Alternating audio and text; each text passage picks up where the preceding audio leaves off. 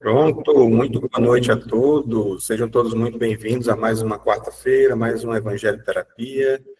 Primeiramente, abraçar todos vocês que estão em casa, agora em 26 pessoas nesse momento, e a todos que estão aqui presentes também na sede da Fraternidade Espírita Bezerra de Menezes, aqui em Nova Russas, no Ceará. Mais uma quarta-feira que estamos juntos aqui, e nesse momento nós vamos elevar nossas vibrações, se conectar com Deus, se conectar com os nossos guias, nossos mentores, pedindo ao auxílio da espiritualidade maior, que sempre nos ampara, que nos protege, que nos abençoa, e que nesse momento não seja diferente, que esteja presente, facilitando o entendimento daquilo que será colocado na noite de hoje, que a gente possa tirar o máximo possível de aprendizado para as nossas vidas, para os nossos relacionamentos com os nossos irmãos de caminhada e também conosco mesmo, né? Nesse mergulho para dentro de si. Que Jesus continue nos abençoando, trazendo paz agora e sempre, que assim seja, graças a Deus. Bem, pessoal, como ficou combinado semana passada, né, nós vamos dar continuidade no conteúdo.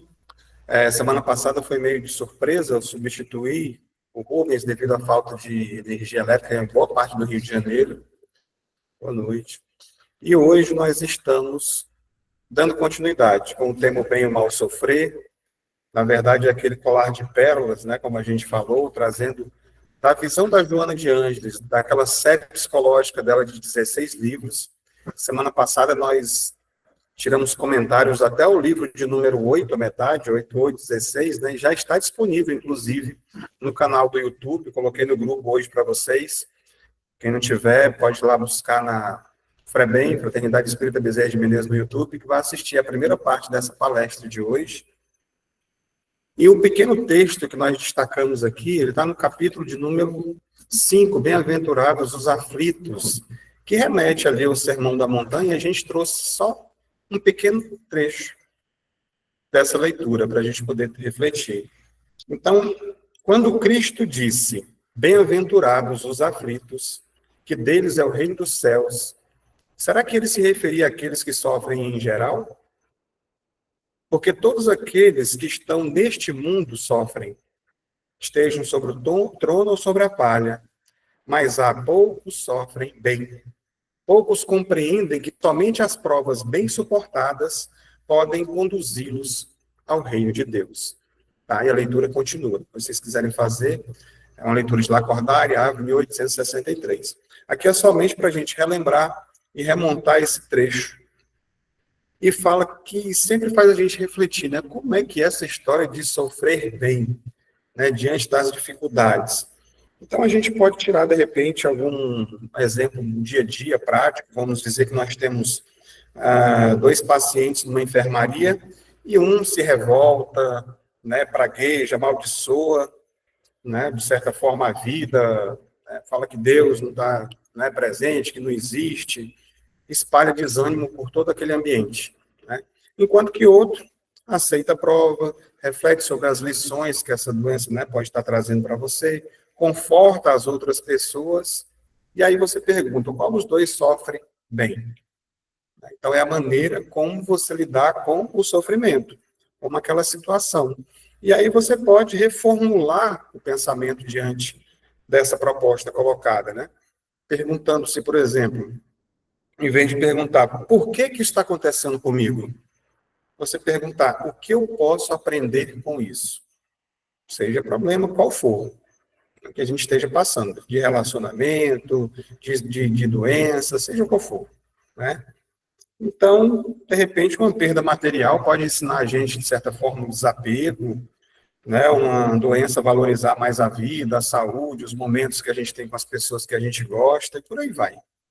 Então, o intuito dessa introdução é trazer para cá, né, como eu falei anteriormente, né, desse colar de pérolas, que eu fui buscando nesses 16 livros, trechos que remetiam à questão do sofrimento, da dor. E em todos eles, inclusive, alguns têm capítulos completos falando sobre isso. Se fosse pegar, como eu falei semana passada, um livro dava para a gente já refletir durante a palestra toda. Mas é um trechinho de cada um para a gente montar, refletir, ver que a Joana, sempre com a sua sabedoria, traz para a gente. E como eu disse anteriormente, semana passada nós paramos no capítulo, no livro, né, de número 8, e hoje nós vamos verificar o livro de número 9 da série psicológica da Joana de Ângeles, que tem como título Amor, Imbatível Amor. E lá no capítulo 24 fala sobre o significado do sofrimento na vida. O que ela diz para a gente? Então, impossível de ser evitado, torna-se imperioso ser compreendido e aceito. Porquanto o seu aguilhão produz efeitos correspondentes à forma por que se deva aceitá-lo. Quando explode, a rebeldia torna-se uma sensação asselvajada, dilaceradora, que mortifica sem submeter, até o momento em que, racionalmente aceito, faz-se um instrumento de purificação, estímulo para o progresso e recurso de transformação interior. É basicamente Joana trazendo as reflexões que eu fiz agora no início, do texto trazido pelo Evangelho. Quando ela fala que é impossível de ser evitado, todos nós passamos, como a gente já viu na própria leitura, fala para a gente. Todos nós passamos por dores, vicissitudes, sofrimentos na vida. Então, a chave está na aceitação racional, não na resignação passiva. Você aceitar sem procurar fazer alguma coisa para que você possa sair dessa situação. E quando ela fala que também destaquei essa parte que fala de sensação asselvajada, né, que mortifica sem submeter, vamos imaginar aqui também, trazer aqui um outro cenário, né, de uma pessoa, por exemplo, que perde o emprego e culpa a Deus por causa disso. Né, a sociedade, a injustiça que acontece no mundo, eu estou sendo injustiçado por algum motivo. Né?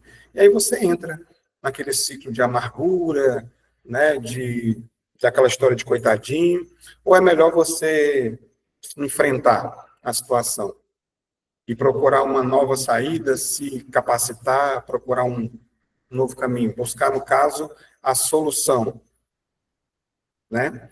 E aquela pessoa que enfrenta uma doença também que revolta-se, como eu falei anteriormente, ao invés de buscar a saúde. Então, a gente pode encontrar alguns instrumentos nesse processo aqui de purificação, como diz no final, né, que realmente ele se torna esse... Quando você olha com esse olhar, ele vai se tornar esse estímulo realmente para o progresso. E aí vamos imaginar outro cenário em que uma mãe, por exemplo, perde um filho. A gente usa esse termo perder, na verdade a gente sabe que não é nosso, né, mas a gente tem aqui esse termo que a gente utiliza, e ela vai e funda, de repente, um grupo de apoio a pessoas, o filho que morreu com câncer, por exemplo. Ela vai e funda uma instituição com outras mães para poder ajudar pessoas que têm aquele mesmo problema. Não é como aqui a gente tem mães que representam a NASCE, né, que ali se organiza um grupo para ajudar outras mães que têm um filho com alguma determinada situação. Então, é bem interessante esse ponto de vista. Você não fica mergulhado no problema. Além de você buscar ajudar, você busca ajudar outras pessoas também que passam por um problema semelhante ao seu. Né? Lembrei agora daquele rapaz que participou do Fernando Fernandes, se eu não me engano, que modelo, lindão, já falei isso várias vezes, né? Muito bonito. E ele sofreu um acidente, ficou, se eu não me engano, paraplégico. E, de repente, ele disse que aquilo dali foi que mudou a vida dele para melhor, né? Você imaginar que ele começou a ver a vida com outros olhos, completamente diferente, que para a gente seria, a gente olhando, né? Quem é que quer ficar daquele jeito? Ninguém quer. Mas nele ele conseguiu enxergar o que existia de verdade na vida, qual o propósito da vida dele. E ele serve de exemplo hoje para tantas outras pessoas. E aí tem um questionamento aqui para que a gente possa se fazer. Qual dor você carrega hoje? E como pode transformá-la no processo de crescimento? O que eu posso fazer com essa dor que eu estou sentindo para que ela possa me alavancar, me movimentar, me mexer, procurar me tornar uma pessoa melhor, ver sobre outra perspectiva isso que está acontecendo comigo? São exercícios que a gente vai trazendo durante o processo aqui para a gente refletir. Porque esse é o propósito, na verdade. Não é somente a gente chegar aqui, jogar um monte de palavras, ler, fazer um monte de leituras, sem que ela traga para a gente reflexões para a nossa vida. E aí a gente vai para o livro, né, de número... Não, continua, na verdade, no livro de número 9, né? Eu trouxe alguns trechos dele que são bastante interessantes. E aqui já no capítulo 13, que fala o eu e a ilusão. Boa noite para quem está chegando agora. Estamos em 42 pessoas agora online.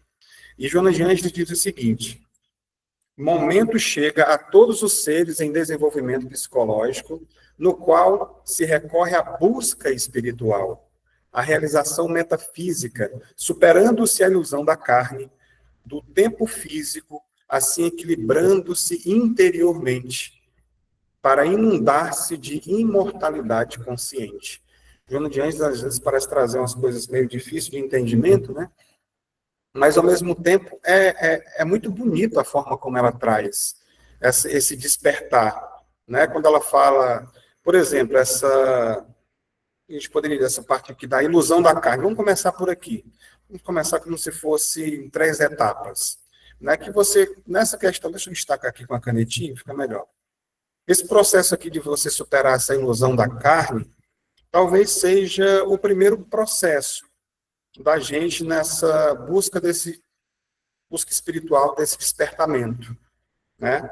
Então, aqui, quando a gente está nessa ilusão da carne, vamos dizer que é um processo de sofrimento ali inicial, quando a gente não está enxergando o processo como um todo, e a gente se apega às coisas materiais. E aí vem a questão, né, da saúde, dos bens, das relações transitórias que nós estamos vivendo aqui, como se fosse ali a única realidade que nós temos. E aí, quando você vai para essa questão da busca espiritual, que aí já é esse despertar, que ele fala aqui metafísico, né, vamos dizer assim, que a dor vai abrindo portas para algumas perguntas, né, pessoal, que a gente pode fazer que são essenciais. Quem sou eu, na verdade, além desse corpo? Eu sou o Cláudio? Será que isso aqui me define? Ou eu estou o Cláudio? Estou num processo de despertamento, de crescimento, de desenvolvimento espiritual. Qual o propósito real da minha existência? Por que eu estou aqui? Por que eu vim? Por que eu nasci? Porque tem aquela pergunta, de onde eu venho, para onde eu vou e por que eu estou aqui? Por que eu estou aqui? Por que eu convivo com essas pessoas? Que elas fazem parte da minha vida? Por que determinadas pessoas são tão difíceis? E eu, nessa situação, como eu devo agir? Quando a gente vem para o Evangelho, que a gente vai ver daqui a pouco, a gente medita nesses questionamentos de como eu devo agir, né? Como diz sempre costumo trazer aquela fala do Padre Zezinho, né? De amar como Jesus amou, né? E todo o restante daquela música que fala que a gente fazer tudo como ele fez. Mas a gente já consegue? Né? Ainda não. E aí, esse equilíbrio que traz no final da imortalidade consciente é exatamente como a gente deve alcançar isso, que é essa prática. Que é a prática da caridade, a meditação, a prece, os estudos, tudo isso que a gente está sempre trazendo semanalmente para cá, que alimentam a nossa alma e o nosso espírito. E aí, aqui já no mesmo livro, ainda no capítulo 16, fala sobre mecanismos conflitivos. Bem, normalmente se estabelece que a vida feliz é aquela que apresenta as criaturas sorridentes, bem dispostas, com expressões donairosa, ou seja, que, de certa forma, são, né, para cima, né, vamos dizer assim, destacadas no grupo social, mas que, além da máscara afivelada na face, conduzem sofrimentos, inseguranças, incertezas sobre si mesmas e aqueles que os cercam. É ou não é verdade? Todo mundo vivencia isso daqui. É aquela famosa máscara social, que a gente vive num mundo exatamente onde se valoriza isso hoje, com as redes sociais, que todo mundo praticamente todos os dias acessa, né? Então as pessoas estão muitas vezes colocando suas vidas ali como se elas fossem vidas perfeitas, né? Aqueles melhores momentos, sorridentes, com a família, as festas, as viagens e tudo aquilo quase sempre do bom e do melhor. Mas como é que elas estão internamente? Muito melhor de nós avaliarmos é como é que nós estamos internamente quando nós olhamos para essas pessoas desse jeito. Porque é o que vai dizer a verdade, é o que está aqui dentro. Como é que a gente reage? A gente vai sentir inveja? Porque provavelmente você está trabalhando e vai dar uma olhadinha ali, dar uma escapulidinha, a pessoa está lá numa boa. Poxa, estou aqui trabalhando, olha só, queria estar era ali, né? Quem nunca disse isso, né? Quem nunca pensou dessa forma? Mas só que você está, graças a Deus, no seu trabalho, que é o que vai trazer as questões de você, o sustento, bem material, e agradecer por isso. Mas depois você também vai ter os seus momentos. Então, ali tem muitas pessoas, na maioria das vezes, elas estão com suas crises existenciais, solidão, ansiedade, seus problemas, que muitas vezes elas não são demonstradas e a gente não sabe. Algumas pessoas até externalizam hoje, colocam nas redes sociais. E quando você vai olhar os comentários, está cheio de pessoa doente da alma fazendo comentários também sobre o problema que a pessoa tem. Acusando, denegrindo, escolhendo um lado. Sempre tem essas questões quando você vai olhar. A gente vai ver como nossa sociedade está bem doentinha, né?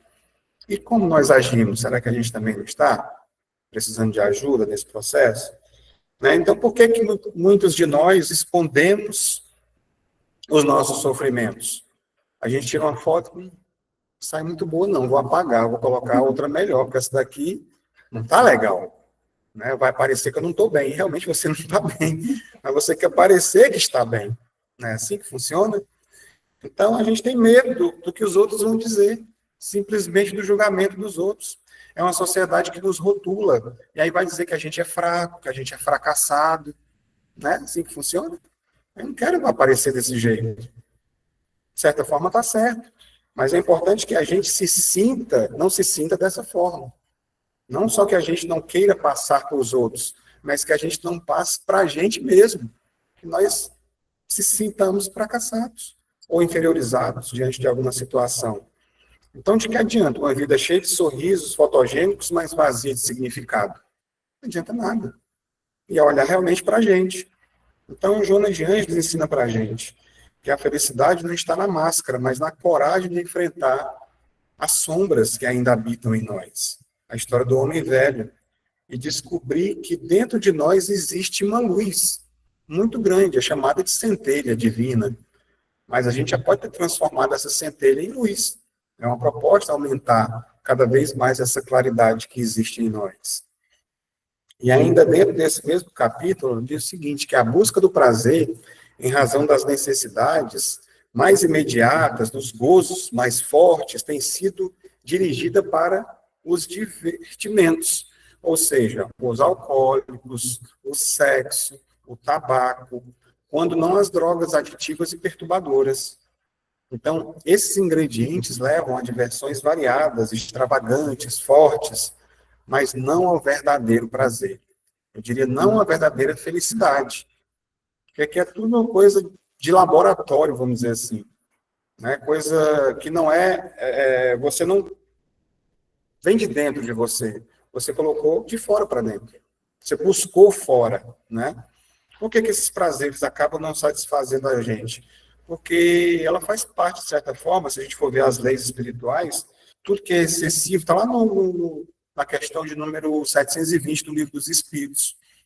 Ele diz que tudo que é excessivo e vicioso desequilibra o corpo, assim como também a nossa alma. Né? Então, de certa forma, a gente acaba criando para a gente alguns tipos de mérito, né? de merecimento, vamos dizer assim, quando a gente se priva desses prazeres inúteis, resistindo às tentações que acabam solicitando muitas vezes excessos, né, trazendo coisas inúteis que só atrapalham o nosso crescimento, o nosso desenvolvimento.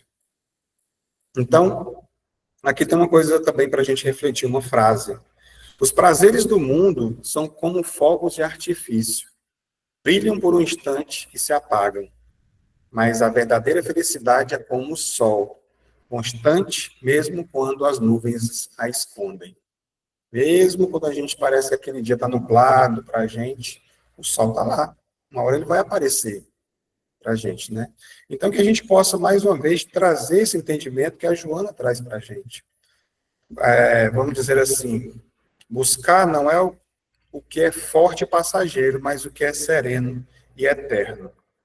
E aí, no capítulo 16, ainda continuando, falando sobre o melhor caminho, ela diz que pode ser encontrada em uma boa leitura, em uma paisagem repousante, em uma convivência relaxadora, em uma caminhada tranquila, em um momento de reflexão, de prece, numa ação de socorro fraternal, em uma recepção no lar proporcionada a alguém querido, Então, são situações do dia a dia que a gente pode estar colocando que vão trazer para a gente uma sensação de prazer, de forma natural, né? Vai fazer você se sentir bem em conexão com a natureza, com o alto, né? E cada vez mais a gente buscando crescer e se desenvolver. Já no capítulo, no livro 10 da série psicológica, que fala sobre o despertar do espírito, no capítulo 4 vai falar também sobre as atividades libertadoras. Autoidentificação. É mais uma palavra para o autoconhecimento, para a reforma íntima, né? Só muda aqui o nome, vamos dizer assim. Joana de Anjos diz o seguinte, que o autodescobrimento, resultado da imersão no ser profundo, é meta prioritária para que seja conseguida a autoidentificação. Trata-se de um grande esforço para vencer-se todo o contingente de imposições injustificáveis que construíram no mundo íntimo as máscaras para a convivência no mundo social, bem como para a autossatisfação habitual, com o que se pode viver, porém, de maneira incompleta. Muitos de nós acostumam-se viver de forma, vamos dizer assim, superficial, evitando mergulhar para dentro de si, muitas vezes por medo do que a gente pode encontrar. Né? Que aquilo que a gente está vendo muitas vezes na outra pessoa tem dentro de mim. Esse monstro que ainda tem aqui dentro.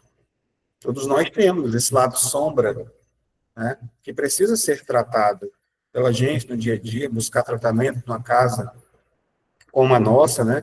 Hoje nós oferecemos um tratamento chamado TALP, tratamento de auto-obsessão psíquica. Tem a apometria. Quem está participando, completa 8 semanas, faz a apometria, né? Vai para a fila para poder participar. Quem completa mais 8 semanas, pode fazer um TALP, que é esse tratamento dessa busca para dentro da gente, para a gente tratar esses fantasminhas, esses monstros que existem dentro de nós. E é fantástico. Talvez nem todos nós estejamos preparados para o que vai ser encontrado ali. Exatamente por isso, porque a gente sempre procura olhar de forma superficial, arrumar desculpas para os nossos próprios defeitos, né? Colocar ali, jogar ali a sujeira para debaixo do tapete, as coisas erradas que a gente faz. Não, mas eu não tive, né? Aquela coisa toda, a intenção. Mas, na verdade, a gente tem que trabalhar o orgulho, a vaidade, o egoísmo, tudo isso que ainda está dentro da gente. E não é pouco, diga-se de passagem. Mas a gente, às vezes, olha muito para o outro. O jardim do outro esquece de olhar para o nosso. Então, esse processo de autoidentificação é você reconhecer-se, não ficar também se martirizando por isso. Né? Será que a gente está preparado? Então, tem que ser um passo de cada vez. Né? Por que é apagado, de certa forma, a gente não se lembra do passado? Porque a gente não vem para cá preparado para lidar com tanta situação do passado que a gente já fez, já cometeu, dos relacionamentos das pessoas que convivem com a gente, do mal que já fizeram com a gente. Já pensou se você soubesse, por exemplo, que aquele filho que você está esperando com toda a ansiedade, com todo o amor do mundo, beijando a barriga, ele foi teu algoz na outra vida? Você, não quero esse menino não, vou tirar ele. E acontece muitas vezes de forma inconsciente isso. Mas se ele está vindo para você, é uma vida. E é para a gente se reconciliar. Não é para outra coisa, não é por outro motivo que nós estamos aqui juntos. É exatamente para que isso aconteça.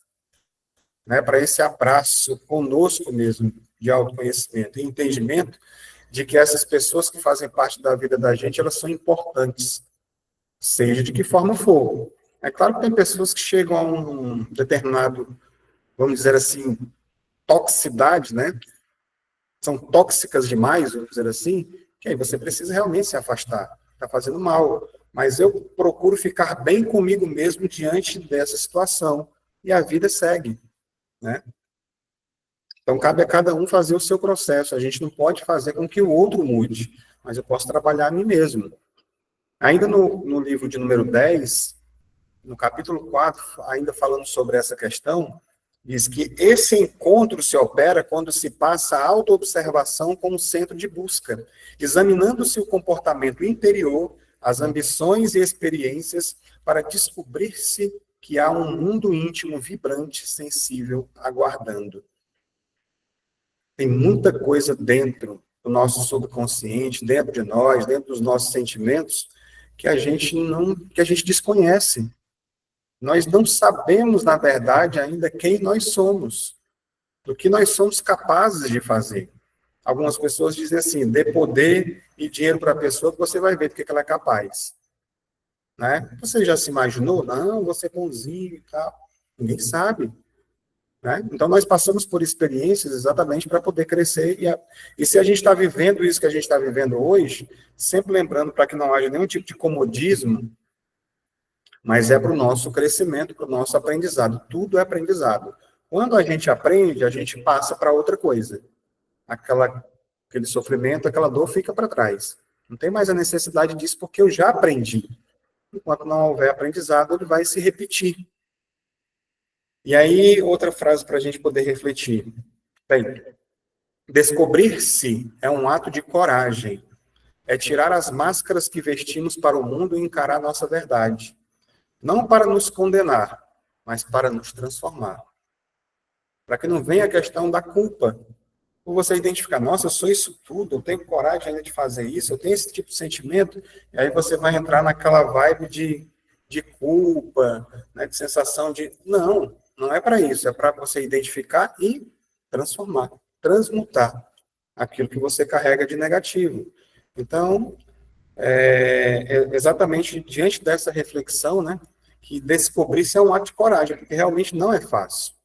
E aí chega num dos meus livros preferidos da série psicológica, porque ela vai trazer a questão do evangelho à luz da psicologia profunda. Eu já contei isso outras vezes, mas é interessante como as coisas vêm para a gente. E às vezes a gente não está preparado ainda. Né? Quando eu trabalhava ainda fazendo vendas aqui é a capital do crochê, né, aqui em Nova Russas, no Ceará, e eu vendia crochê. E lá em Minas Gerais, em Teoflotone, tinha uma feira de livros, né, na verdade. Eu entrei nessa feira de livros, não era espírita, não tinha conhecimento ainda. E aí eu fui comprar, achei barato, olhei a capa, achei bonita, Jesus, à luz da psicologia profunda, sempre gostei de psicologia, e comprei esse livro. E ficou guardado. Nunca li. Anos depois, comecei a frequentar a casa espírita, comecei a estudar, e aí eu falei, aquele livro era espírita, eu não sabia que era psicografado, não sabia nem o que era isso, né? E aí é um dos livros que eu usei muito, e venho usando bastante nas palestras, que é da Joana de Ângeles, que é com quem eu sempre estou fazendo as pesquisas para trazer para vocês, né? Para ver como é que são as coisas, né? A coisa chega, você não estava preparado ainda. E aí, lá na frente, você vai perceber que aquilo dali já tinha sido colocado na tua vida e você deixou passar. Quem sabe se eu tivesse lido esse livro há mais tempo, mas tudo tem o seu momento certo, né? E aí, no capítulo 7, fala sobre o jugo leve. E Jesus disse o seguinte, lá em Mateus 11, 28. Vinde a mim, todos vós que estáis aflitos e sobrecarregados, que eu vos aliviarei. Eu gosto muito dessa frase, porque às vezes as pessoas buscam tanto Jesus, refúgio, coisa, como se fosse uma muleta, como se ele fosse tirar os problemas da gente. E na verdade ele está dizendo que vai aliviar. Ele vai aliviar, mas quem vai tirar somos nós. É responsabilidade nossa. Todas as dores e sofrimentos, eu sempre vou repetir essa frase. Ninguém passa por dores e sofrimentos sem que exista uma causa. Então, a culpa, quem fez esse processo não foi Deus. Ele está dando ferramentas para a gente. E somos nós mesmos que precisamos nos aliviar desse processo. E, na verdade, ele traz o consolo, o entendimento, as ferramentas, cabe a gente utilizar. E aí, o que ele diz mais nesse capítulo agora aqui, já Joana de Ângeles falando? Jesus humanizado é o grande médico das almas, que as conhecendo em profundidade apresenta a terapia recuperadora, ao tempo que oferece a libertadora, que evita novos comprometimentos. Porque à medida que nós já temos aqui, né, como eu poderia dizer, os nossos fardos, né, o nosso fardo pesado, o jugo é leve. Muitas vezes, a gente, ao invés de aliviar, a gente coloca mais peso ainda, repetindo equívocos, né, que a gente comete, os famosos deslizes. Né? Então, ele ajuda a gente a se recuperar, a se libertar e evitar que a gente se comprometa novamente.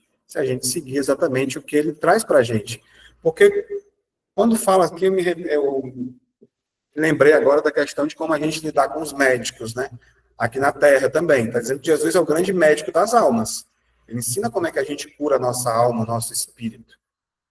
Você vai no médico, às vezes, você quer que ele te dê uma fórmula mágica, né? Ele passa um monte de coisa para você fazer. Por exemplo, você vai ter que emagrecer, você vai ter que fazer atividade física, vai ter que mudar a alimentação, vai ter que comer fruta. Ah, não tem um negócio que você possa ir aplicar aqui ou ficar magro logo, não?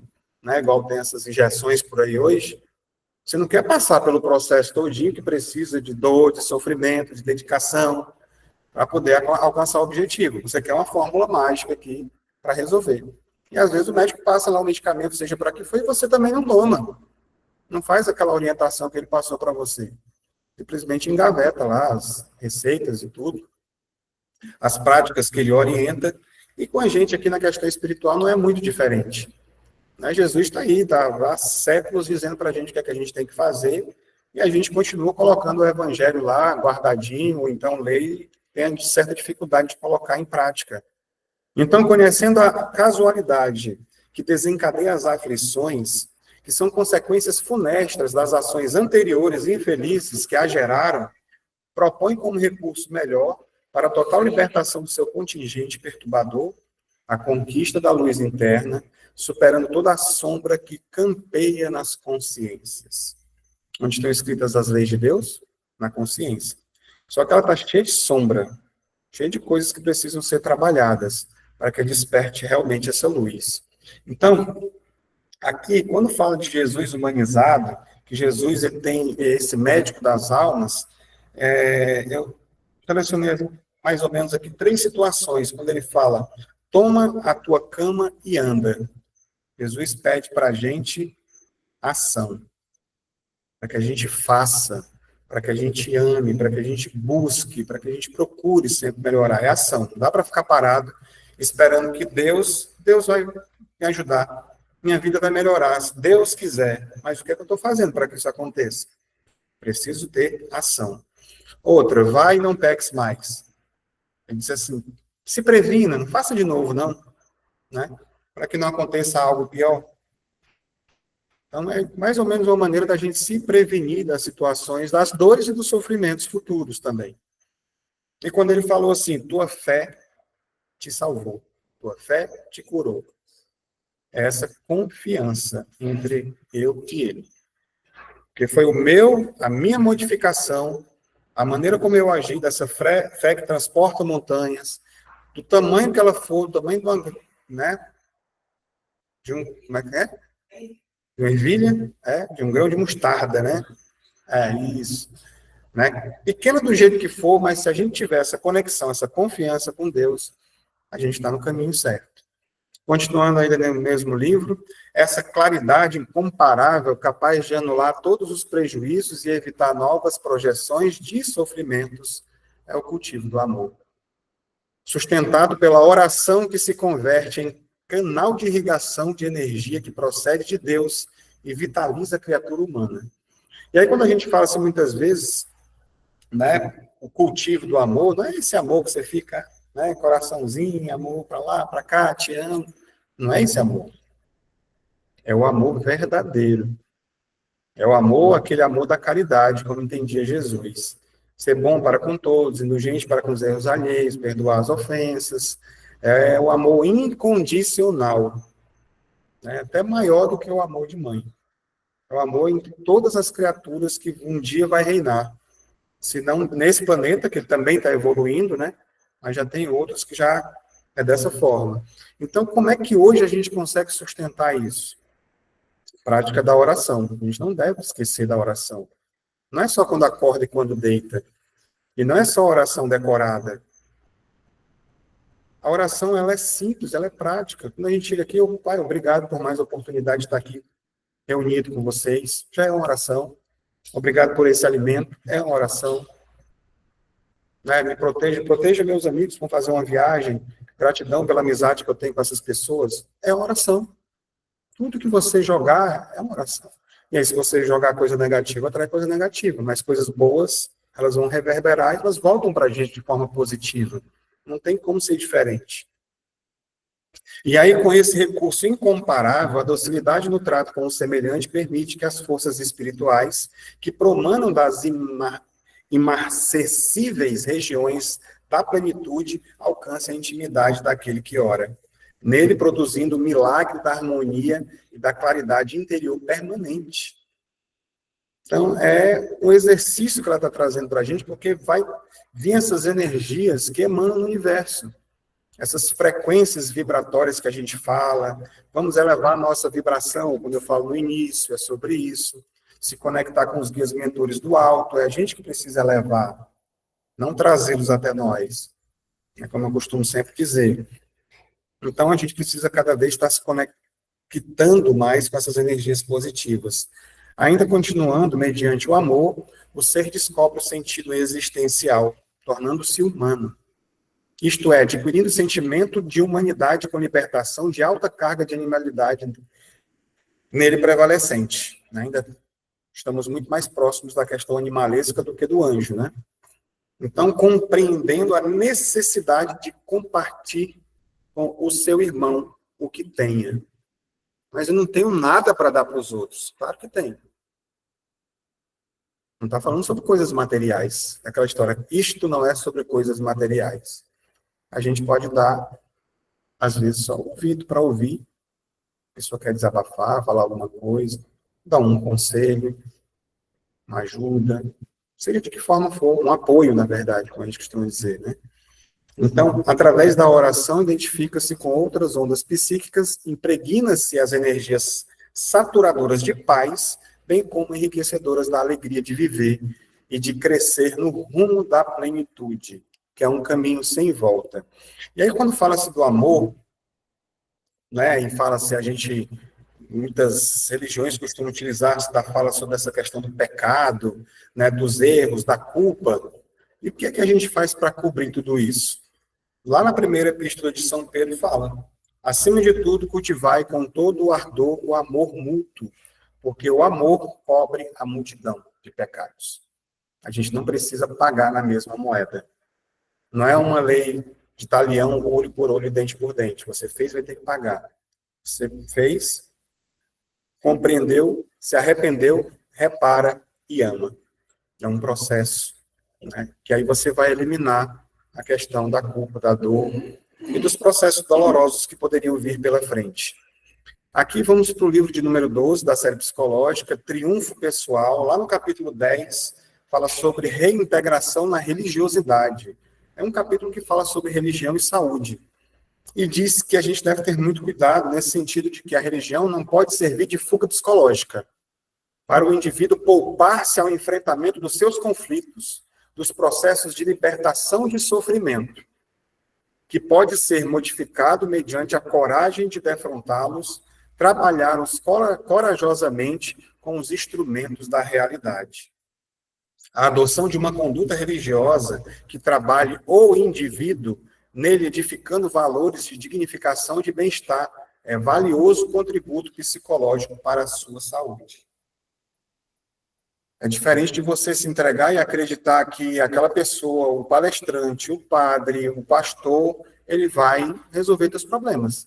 Que basta você, de repente, estar entregando dízimo, que você participar, colocar debaixo do braço, ficar de joelho, pedir a Deus que tudo vai se resolver.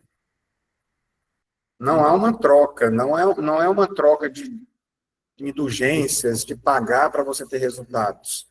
A troca existe, mas é no esforço pessoal de autotransformação. Então, não importa qual a religião você esteja, toda ela que te tornar uma pessoa melhor é válida. Que você se sinta bem lá, está ótimo, está perfeito. Dentro dessa perspectiva, de você não usar a religião como uma muleta, para que ali vão me salvar, né? Está tudo certo, então tem que ter essa lucidez, onde quer que a gente esteja. Repito, onde quer que você esteja, seja o que for que você acredite, se você estiver fazendo bem, a caridade, está fazendo uma pessoa melhor, está perfeito. Né? Ninguém está aqui, a gente não faz essa questão de proselitismo de aqui é o melhor lugar do mundo. Todos os espíritas, qualquer pessoa que pode estar diante desses conhecimentos, pode não estar colocando em prática. É o que o Cristo combatia lá atrás, da hipocrisia, de todas essas questões que nós precisamos trabalhar em nós. E é sobre isso que a gente está falando, que Joana está falando aqui desde o início, né, dessa autotransformação. E você não vai encontrar na figura de pessoas hoje, humanas aqui, pessoas que você deve seguir ao pé da letra, mas sim o nosso mestre, nosso Jesus, o nosso modelo e guia é quem? É Jesus. Ele é que é o médico das almas, é ali que você vai encontrar, e não é ele que vai salvar, como ele disse, eu vos aliviarei. Essa busca constante do autoconhecimento. Bem, causas psicológicas das fugas. Aqui está falando já sobre as fugas psicológicas, né? Já no livro de número 13, Conflitos Existenciais. Muito bom esse livro também. Bem, em vez dos enfrentamentos dos problemas com naturalidade, determinadas predisposições emocionais impedem a aceitação das ocorrências mais exaustivas, produzindo um mecanismo automático de escapista, mediante o qual parece livrar-se da dificuldade quando apenas a posterga. Eu vou deixando para depois. Eu vou arrumando desculpas para que eu não resolva o que precisa ser resolvido. É importante que a gente enfrente esses nossos problemas, né? Aceitando o que aconteceu, o que depende do outro, eu não posso mudar a forma como o outro age comigo, mas eu posso mudar a forma como eu reajo, ou como eu vou agir. E o que é que eu preciso fazer para que essas questões sejam resolvidas? Eu vou buscar, né?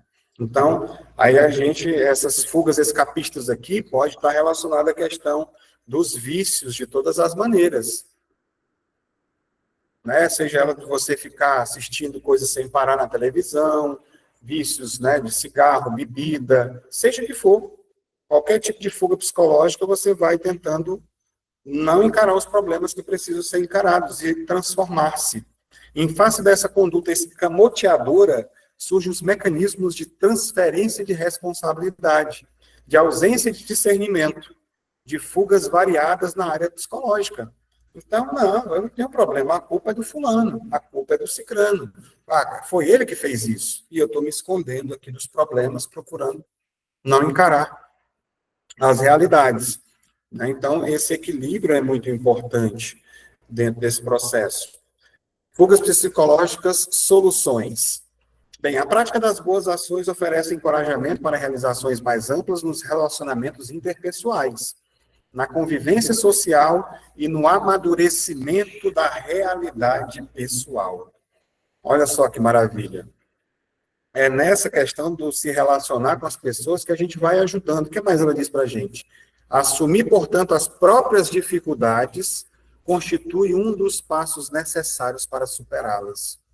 A gente precisa aceitar que nós temos dificuldades em determinadas situações e que eu preciso buscar ajuda, seja onde for, seja numa casa espírita, no psicólogo, no psiquiatra, com um amigo, conversar, jogar para fora, mas não pode guardar, né? A aceitação de si mesmo, tornando-os tolerantes em relação às faltas alheias, em face das próprias condições agora conhecidas. A partir do momento que eu vou identificando os meus problemas, eu percebo que eu também não sou perfeito. E eu começo a entender mais aquela coisa que a gente falou semanas atrás sobre a indulgência. Então, quando a gente fala da aceitação, vem a indulgência para também com o outro, que isso também é caridade, que é o amor em ação. Continua nas soluções. O ser humano possui tesouros íntimos inigualáveis, ainda não explorados conscientemente. Quantas pessoas, às vezes, ficam procurando tesouros por aí, né? Botijas, coisas que têm valor, investindo coisas nisso, investimento. E qual é o investimento que eu faço em encontrar esses tesouros que tem dentro de mim? Que as respostas, elas não estão fora, elas estão dentro, né? Pequenos exercícios de afirmação da personalidade e de autodescobrimento dos valores adormecidos funcionam como terapia valiosa, por estimular o paciente a novos contínuos tentames, que vão se coroando de resultados favoráveis, eliminando o sutil complexo de inferioridade. E todos nós devemos ter, de alguma forma, um pouquinho, se achar menores diante de outras pessoas, e a gente pode perguntar-se, de repente, o que é que eu tenho de bom? Quais são minhas qualidades, né? São perguntas que a gente pode se fazer e fortalecer cada vez mais essas que eu tenho, desenvolvendo outras. Encontro com a Paz e a Saúde, aqui é o livro de número 14. Analisando-se o atual comportamento humano, não padece dúvida de que a sociedade terrestre encontra-se enferma. Os altos índices de violência individual e coletiva que assolam o mundo apresentam-se assustadores, numa triste demonstração de predominância dos atavismos ancestrais, que não foram superados pelo advento da razão, do discernimento, dos sentimentos de amor. O ser integral está além do corpo físico, devendo ser considerado como o princípio inteligente que é o envoltório semimaterial que o reveste e a forma física em que se movimenta enquanto processo de evolução terrestre. Então, aqui ele falou sobre o nosso corpo físico, falou sobre o perispírito, né, e falou sobre a questão também do nosso inconsciente. Tudo que está ali guardado dentro da gente. Né? E o próprio Allan Kardec fala, se eu não me engano, no Livro dos Médiuns, que a resposta para muitas dores, sofrimentos e males estão no perispírito, que é no nosso inconsciente, que é isso que a gente trabalha aqui na casa. E nos trabalhos a gente vai buscar essas coisas que estão enraizadas lá dentro da gente, que a gente desconhece, e a gente trabalha também. Depois, quem tiver mais curiosidade sobre isso, pergunta para a gente, né? Porque não dá para falar muito sobre isso agora aqui, no privado. E participa dos estudos, né, que estão se abrindo da casa também para novos servidores, trabalhadores. Em breve teremos uma nova turma, aí, se não me engano, em agosto, é isso? Confirma, né? Em breve a gente vai estar divulgando aqui também. Encontro com a paz e com a saúde. Responsável pelos atos que pratica, semeia e colhe conforme o nível de evolução em que se encontra, avançando incessantemente no rumo da sua destinação gloriosa, que é a perfeição relativa que o aguarda. É igual aquela música que fala, um dia todos nós seremos anjos, todos nós um dia seremos anjos. Só que nós somos responsáveis, exatamente pelo aquilo que a gente semeia, pelo que a gente colhe e pela velocidade que a gente vai subindo esses degraus. Alguns sobem de forma bem lenta, outros ficam muito tempo no mesmo degrau sem evoluir. A gente não volta para o degrau de baixo, tá? Onde a gente chegou aqui, daqui não volta mais. Mas tem gente que já consegue entender tudo isso e começa a dar passos, subir mais rapidamente rumo a essa ascensão da nossa perfeição. Então, nós temos a necessidade do autoconhecimento.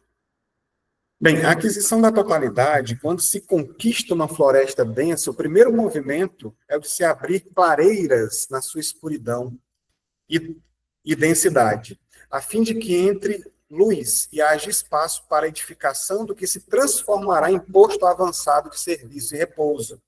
Olha só, o inconsciente é uma floresta densa, a parte submersa de um iceberg flutuando sobre as águas tumultuadas da existência física.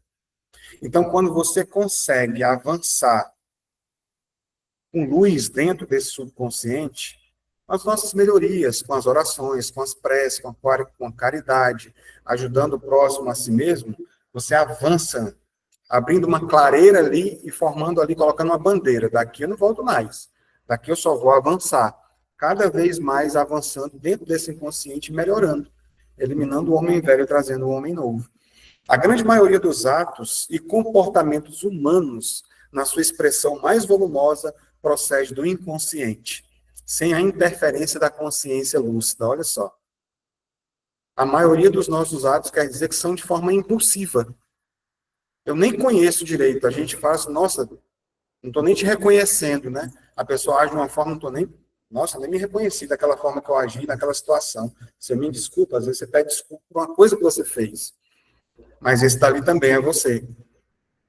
Você precisa identificar e trabalhar. Quando vem um sentimento de raiva diante de uma situação, como é que eu vou agir? Quando alguém me dá uma fechada, a gente coloca algumas situações aqui no trânsito, quando alguém fala mal de mim, como é que eu reajo? Às vezes eu nem me percebo, porque eu não consigo me ver, eu não consigo me perceber viciado em algumas coisas. Se tratar de maneira automática. Então, essa busca da verdade é exatamente o que diz esse livro, em busca da verdade, do autoconhecimento. Conheceis a verdade vos libertará. E aqui a gente chega no último livro da Joana de Ângeles, que vem falar sobre gratidão. Não poderia fechar de uma forma melhor do que essa, né? Não poderia. Então, gratidão e alegria de viver. Como a gratidão necessita do combustível do amor para poder atingir o seu grau de completude, a pessoa deve exercitar a imaginação ativa, vivenciando-a em todas as situações de sua existência, expressando-a na intimidade, oferecendo-a com sorrisos silenciosos, sendo útil à comunidade que começa na intimidade da família, mediante os esforços para manter gentileza e o carinho em qualquer circunstância. Também poderá fazê-lo através da oração direcionada ao seu próximo, em vibrações harmônicas de bondade e de desejos fervorosos em benefício dos outros. Isso também é ser grato. Várias formas da gente externar gratidão. Para a gente, para a vida, por tudo. Agradecer pelas dificuldades, inclusive. Quando a gente consegue entender que elas nos fazem crescer, poxa, obrigado, porque isso aqui me mostrou, de certa forma, o caminho. Se eu ficar olhando para o problema que ele me trouxe, eu nunca vou conseguir ser grato. Mas quando eu uso esse problema para me alavancar, que ele me trouxe coisas boas, eu deixo de olhar para ele e começo a olhar, poxa, obrigado, pai, que eu estou me encontrando agora. Esse é o meu caminho, o da gratidão. E aí, no livro que a gente viu semana passada, tem esse trecho aqui bastante interessante. A fatalidade da lei divina é a perfeição do espírito. Alcance-a é a proposta da vida. Como conseguir é a opção de cada qual. É o livre-arbítrio. Como eu falei, todos nós seremos anjos. O caminho, a forma, o tempo, quem vai dizer é a gente. E aí eu vou, como nós já passamos do tempo, eu vou trazer aqui só esse trecho aqui do Chico Xavier para a gente poder encerrar. Porque ele serve em todos os momentos da vida da gente. Você está com algum problema, com alguma dor, com sentimento de culpa, né? A gente não pode voltar atrás e fazer um novo começo. Não tem mais. A pedra que foi atirada já foi. A gente não pode mais. Mas qualquer um pode começar agora e fazer um novo fim. Fazer diferente. Mudar a nossa vida. E é uma escolha. É uma escolha que a gente pode estar fazendo agora. A partir de hoje, eu vou fazer isso para me melhorar. Eu vou ser mais grato. Eu vou buscar mais mergulhar dentro de mim mesmo. Eu vou fazer um deverzinho de casa todo dia. Eu vou fazer prece todos os dias. Eu vou meditar. Eu nunca mais eu vou permitir que coisas negativas venham. Elas vão vir, mas eu não vou permitir que elas permaneçam na minha cabeça. Sai daqui. Esse pensamento não é meu. Porque eu sou uma pessoa boa, eu sou uma pessoa próspera, eu vou conseguir, eu vou vencer. Então, a gente vai tendo esses pensamentos positivos, vai fazendo prece e se libertando de tudo que é ruim. Tá? Então, fica essa frase para a gente poder encerrar. A dica de livro, é claro, são 16 livros da série psicológica da Joana de Ângeles. Né? Nós encerramos aqui, fiquem todos para a gente fazer nossa dinâmica, quem está com a gente aqui, tanto em casa quanto aqui no presencial. Agradecendo a presença de todos. Assistam depois, se quiserem rever lá no YouTube. Gratidão a todos. Eu vou só tirar aqui a luz para a gente poder fazer nossa